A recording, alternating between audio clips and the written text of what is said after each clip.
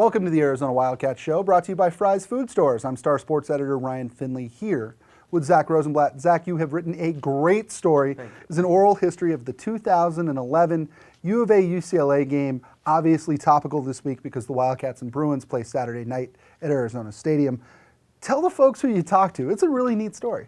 Yeah, I wanted to capture all the different angles from the game. So I talked to a former player, Gino Crump, receiver. He had a really good year. He had over 100 yards that game. Talked to Rick Neuheisel, UCLA's coach.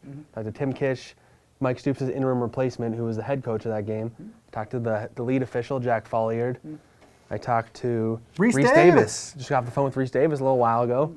Am I missing? And then a couple of players who were still on the team now were leftovers from the Stoops era. Right. You know, it's funny, for those who don't remember, that was a game that was Arizona. Mike Stoops had just been fired. Arizona was playing a ranked UCLA team. They took a 42-7 lead in the final drive of the first half. Scored 6 straight possessions. Scored on 6 straight possessions. Then just before halftime, there was a streaker dressed as an official, and while everybody was trying to tackle the streaker dressed as an official, a fist fight broke out between Shaq Richardson and Taylor Embry from UCLA. Still maybe the craziest 5-minute stretch I've ever witnessed covering U of A football and being around it.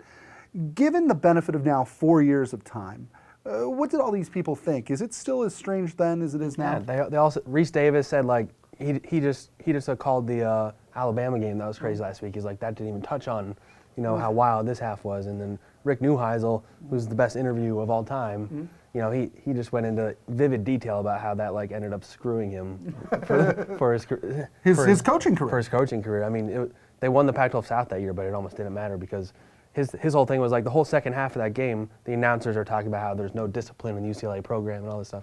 And I just feel like that game impacted everything that happened from then on. Well, it's funny, we talk about sort of how Arizona and UCLA, they hired their new coaches at the same time. They've kind of been doing this in the Pac-12 South the last couple of years. None of that would have been possible probably without that fight. I mean, if that fight doesn't happen, I think Rick Neuheisel keeps his job, for starters. I think Arizona is probably better down the stretch than they ended up being. I think they won, 3 games under Tim Kish? Yeah, if they were going to make a bowl game, they needed the players that were all suspended. They needed the players that were all suspended for the next couple of weeks. I mean, in a way, you could say that some of the success both programs are having now is a result of that embarrassing night. Yeah, I'd agree. I mean, a lot of the guys that were like the cornerstones of the Jim Mora era were from Rick Neuheisel. I mean, Anthony Barr, Brett Hundley, Dayton Jones, Brett Hundley, I think Paul Perkins might have been. Yep. Yeah, I mean, all these guys that are either in the NFL now or on their way, they were Rick Neuheisel guys, which he pointed out, and he's happy about how. I mean, I'm sure he did. He thinks they're doing a great job over there, and he's like happy, but he knows that those are like his guys kind of thing. Right, and it's funny that there are still players on the Arizona football roster who were there that night. I mean, we talked to David Richards, you talked to Sonny Fuimaono. Last one left that played in that game. The last one left who played in that game. I mean, to them, this is still fresh. It still feels like yesterday. That's the funny thing. Like, this was such a unique situation that anyone you talk to who was involved with it remembers where they were, how they saw it, like how they felt. Maybe they don't remember like Reese Davis pointed out, which I thought was perfect. He's like, I couldn't tell you one thing that happened in the second half. I don't know what the final score was.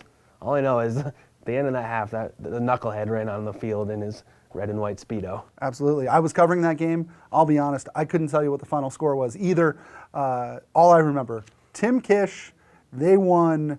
There was a fight and a streaker, and there are much more details on all of this in the Daily Star. Pick up a copy or come visit us on Tucson.com to read about that and all sorts of other great U of A, UCLA stuff. Arizona plays the Bruins Saturday night at Arizona Stadium. That'll do it for this episode of the Arizona Wildcat Show, brought to you by Fry's Food Stores. For Zach Rosenblatt, you ever gone streaking? No. Through the quad into the gymnasium? I don't believe you. I'm Ryan Finley. We'll see you next time. Try this matchup. Low prices and faster checkout. You can count on it at Fry's.